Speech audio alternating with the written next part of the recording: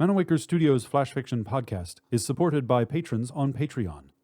To find out more or to add your support for as little as $1 a month, visit patreon.com/Manawaker.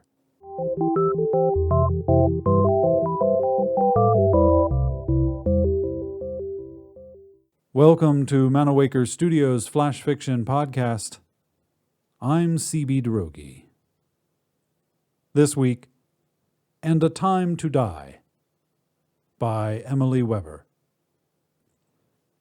The girl in the yellow bonnet followed me for days. She darted in and out of the shadows cast by the fading summer sun. She sat under the willow trees near the cabins, played cat's cradle with her bony fingers by the back shed, followed me with her heavy-lidded eyes as I walked up the front driveway after school. We did not speak. The shadows grew long and heavy, the wind sharp in the cotton plants freshly stripped by the spindle picker. There's a ceremonial feeling to this time of year, when life and death mean the same thing. I woke today before my alarm, after a night of fitful sleep in the empty house. Nana has been gone a year now, buried up on Vinegar Hill, where she can survey the sweep of time, sowing, growing, reaping.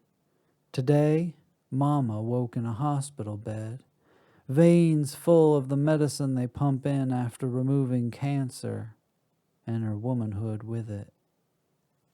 The air was cool, but I dressed for the heat of the oven, wrapping myself in Nana's favorite apron, the one dotted with mustard stains, red sauces dried like blood, faint streaks where she wiped bacon grease from her fingers.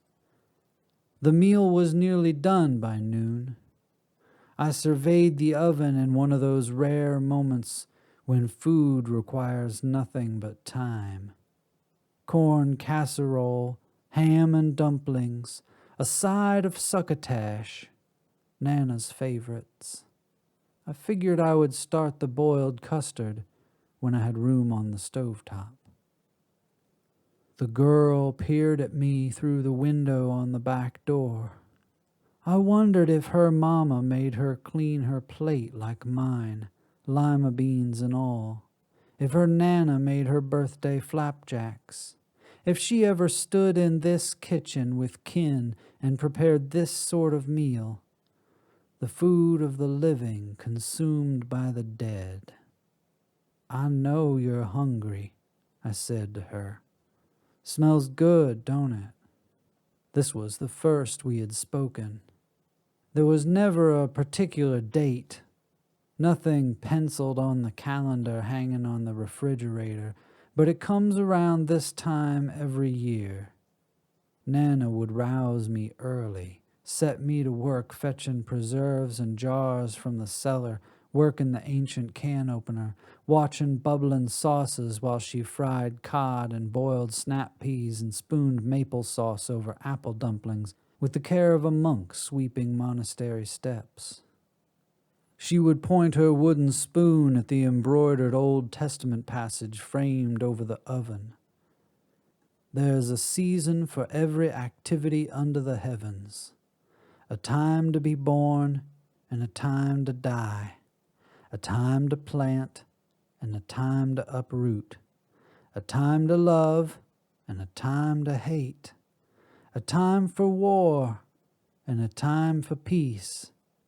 He has made everything beautiful in its time.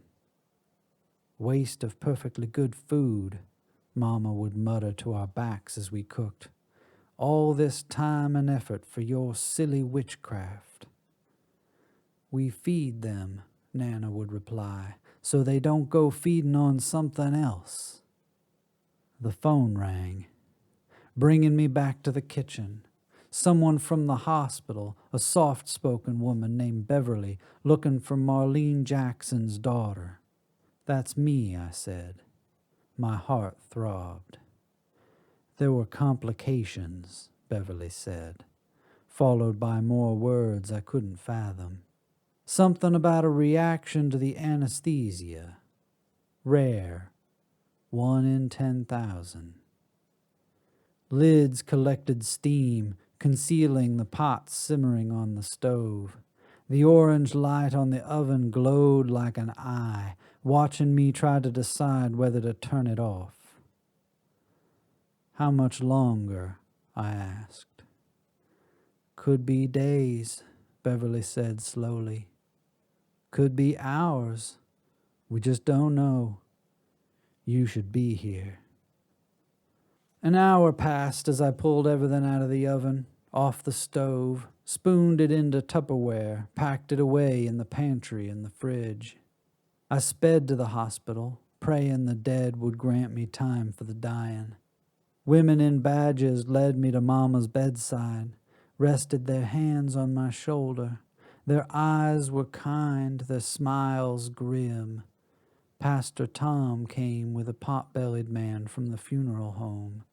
Everyone murmured condolences, but all I could think to say was, "Don't bring me food. For God's sake, nobody bring me food. My fridge is full." That night, I drove home from the hospital under south flying birds and stood in the kitchen reeling.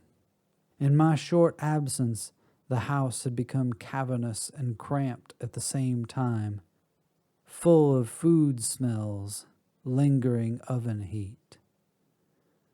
2 of them watched me through the back door, the girl in the yellow bonnet, and beside her a tired-looking woman in a gingham dress with nicotine-stained fingers. Mother and daughter, they'd led hard lives.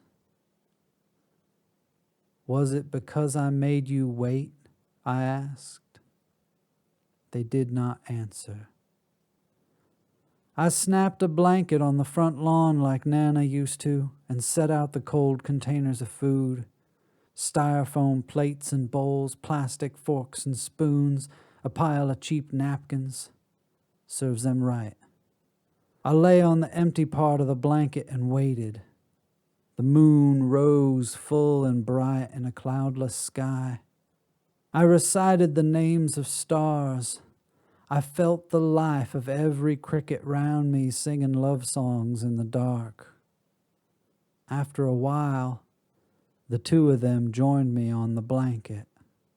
I closed my eyes and listened to the snap of hungry jaws and the gnashing of teeth. This has been And a Time to Die, written by Emily Weber and originally published in Jersey Devil Press. For more information about Manawaker Studios' other projects, including books and games, visit manawaker.com, which is also where you should go to learn more about the authors featured on this podcast or to get details about submitting a story. The Flash Fiction Podcast theme song is by Kevin MacLeod.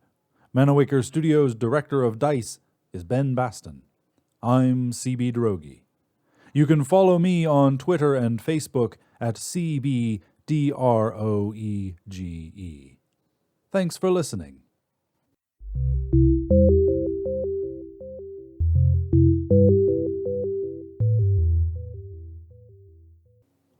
On the next installment of Manawaker Studios' Flash Fiction Podcast, Flower Child, everybody calls her, in a tone like it's a bad thing.